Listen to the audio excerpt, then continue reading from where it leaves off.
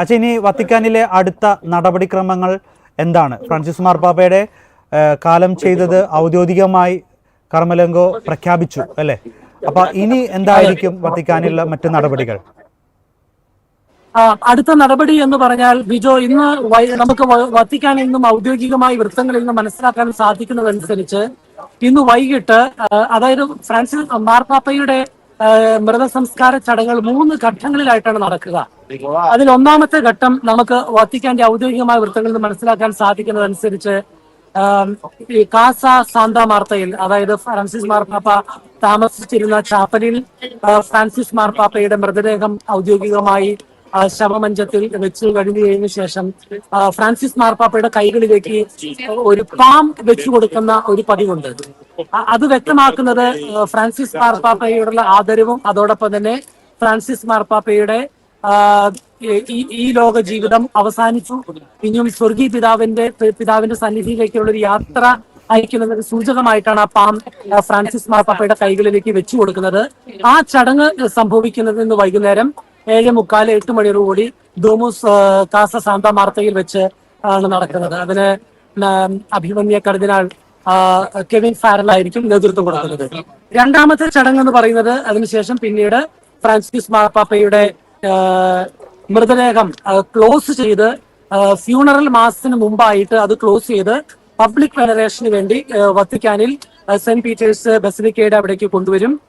അത് ജനങ്ങൾക്ക് എല്ലാവർക്കും കാണുവാൻ വേണ്ടിയാണ് അപ്രകാരം ചെയ്യുന്നത്. അതായത് ബോഡി എല്ലാവർക്കും കാണുന്ന വിധത്തിൽ അത് ഓപ്പൺ ആയിട്ട് തുറന്ന് കോഫിൻ അവിടെ ഡിസ്പ്ലേ ചെയ്തിരിക്കും. മൂന്നാമത്തെ ഘട്ടത്തിലാണ് നമ്മുടെ ബെറിയിലേക്ക് പോകുന്നത്. ഏതായാലും അതേ സംബന്ധിച്ച് കൂടുതൽ വിവരങ്ങളൊന്നും ഔദ്യോഗികമായി മൂന്നാം ഘട്ടത്തെ കുറിച്ച് വത്തിക്കാൻ വ്യക്തമാക്കിയിട്ടില്ല.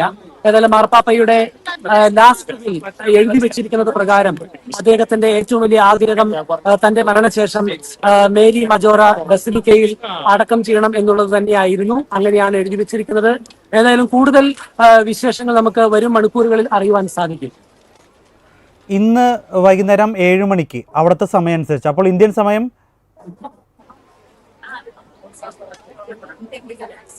ഇന്ന് വൈകുന്നേരം 7 മണിയോടുകൂടി അല്ലേ? 7 മണി 8 മണി 7:45 റോമൻ സമയം 7:45 8 മണിക്കാണ് ആ സർവീസ് മാർപ്പാപ്പ താമസിക്കുന്ന സാന്താ മാർത്ത ഡോമോസ് കാസയിൽ ആ ചാപ്പലിൽ നടക്കുക. തുടർന്ന് ഇനി സംസ്കാര ശുശ്രൂഷകൾ എന്നായിരിക്കും? അതിനെക്കുറിച്ചുള്ള വിവരങ്ങൾ പുറത്തുവിട്ടിട്ടുണ്ടോ? സാധാരണയായിട്ട് മാർപ്പാപ്പ മരിച്ചു കഴിഞ്ഞാൽ ഏറ്റവും പുതിയതായിട്ടുള്ള അറിവനുസരിച്ച് 9 ദിവസങ്ങളാണ് നീണ്ടു നിൽക്കുന്ന ദുഃഖാചരണങ്ങൾ നടക്കുക. അതിനുശേഷമാണ് അടക്ക് നടക്കുക. അപ്പൊ അതുകൊണ്ട് 9 ദിവസം നീണ്ടു നിൽക്കുന്ന ദുഃഖാചരണമാണ് ഇനിയും ഉണ്ടാകാനായിട്ട് സാധ്യത. എന്നാണ്, എപ്പോഴാണ് മൃതസംസ്കാര ചടങ്ങുകൾ എന്നുള്ളതിനെ കുറിച്ച് കൃത്യമായ ഒരു വാർത്ത ഇതുവരെയും വത്തിക്കാൻ ഔദ്യോഗികമായി പുറത്തുവിട്ടിട്ടില്ല. ഇപ്പോൾ അവിടെ വരുന്ന വിശ്വാസികൾ ഒരുപാട് പേര് വത്തിക്കാൻ ചത്തുരത്തിലേക്ക് വരുന്നുണ്ട്. ഇപ്പൊ ഞങ്ങൾക്ക് അച്ഛന്റെ പിന്നിൽ നിന്നുള്ള ദൃശ്യങ്ങളിൽ നിന്നും വ്യക്തമാണ്. ഇവരെല്ലാവരും എന്താണ് പറയുന്നത്, അല്ലെങ്കിൽ അവര് മറ്റു വിവരം അവിടെ എന്താണ് സംഭവിക്കുന്നത്, മറ്റു കാര്യങ്ങൾ? ഇവിടെ സമ്മിശ്രമായ പ്രതികരണങ്ങളാണ് നമുക്ക് കാണാൻ സാധിക്കുക. പ്രധാനമായും ബഹുഭൂരിപക്ഷം ജനതയും തീർച്ചയായിട്ടും ഫ്രാൻസിസ് മാർപ്പാപ്പ അറിഞ്ഞ വിവരം അറിഞ്ഞിട്ട് വത്തിക്കാൻ ചത്തുരത്തിലേക്കും സ്ക്വയറിലേക്കും ബസിലിക്കയുടെ അവിടേക്കും എല്ലാവരും ഓടിക്കൂടുകയുണ്ടായി. ഏതെങ്കിലും പ്രത്യേകമായ പ്രാർത്ഥനകൾ ഉണ്ടാകുമെന്ന് കരുതി. പക്ഷേ പ്രാർത്ഥന ഉണ്ടായത് അതിന് പകരം നമുക്കറിയാലോ, ഒരു മാർപ്പാപ്പ മരിച്ചു കഴിഞ്ഞാൽ അതിന്റെ ഒന്നാമത്തെ നടപടിക്രമമായിരുന്നു ഔദ്യോഗികമായി മാർപ്പാപ്പയുടെ മരണം സ്ഥിരീകരിക്കുക, അത് അനൗൺസ് ചെയ്യുക എന്നുള്ളത്. രണ്ടാമത്തെ നടപടിക്രമമാണ് ഫിഷർമാൻസ് റിംഗ് എന്നറിയപ്പെടുന്ന ഫ്രാൻസിസ് മാർപ്പാപ്പ ഔദ്യോഗികമായ ഗ്രന്ഥങ്ങളിൽ ഡോക്യുമെന്റ് ഒപ്പ് ചെയ്യുന്നതിന് വേണ്ടി ഒപ്പിട്ടതിന് ശേഷം സീൽ ചെയ്യുന്ന ആ ഫിഷർമാൻസ് റിംഗ് ഡിസ്ട്രോയ് ചെയ്യുന്ന ഒരു ചടങ്ങ്. അതും തീർച്ചയായിട്ടും കഴിഞ്ഞിട്ടുണ്ട്. പിന്നീടാണ് ഔദ്യോഗികമായി പൊതുജനത്തെ അറിയിക്കുവാൻ വേണ്ടി വത്തിക്കാനിൽ ഔദ്യോഗികമായിട്ട് ബെല്ലടിച്ച് പൊതുജനത്തെ മാർപ്പാപ്പയുടെ മരണവിവരം അറിയിക്കുന്നത്. അത് ഇവിടെ ഉച്ചയോടുകൂടി ആ ബെല്ലടിച്ച് ഏതാനും മിനിറ്റുകൾ നേരം തുടർച്ചയായി ആ മണി മുഴക്കിയിരുന്നു മാർപ്പാപ്പയുടെ ദിവംഗതനായ വിവരം പൊതുജനത്തെ അറിയിക്കുവാൻ. ഞാനിവിടെ ഇപ്പൊ ഒരു സിസ്റ്ററിനെ കണ്ടുമുട്ടാനായിട്ട് ഇടയായി. സിസ്റ്റർ അഗസ്റ്റീനിയൻ സമൂഹത്തിൽ നിന്നൊരു സിസ്റ്ററാണ്. ഞാൻ പെട്ടെന്ന് നമ്മുടെ ഇവിടെ ഒരുപാട് സിസ്റ്റേഴ്സ്, മദർ തെരേസ സിസ്റ്റേഴ്സ്, വൈദികരുണ്ട്, ഇതിന് അനേകം അൽമായരുണ്ട്, എല്ലാവരും ഇവിടെ ഉണ്ട്.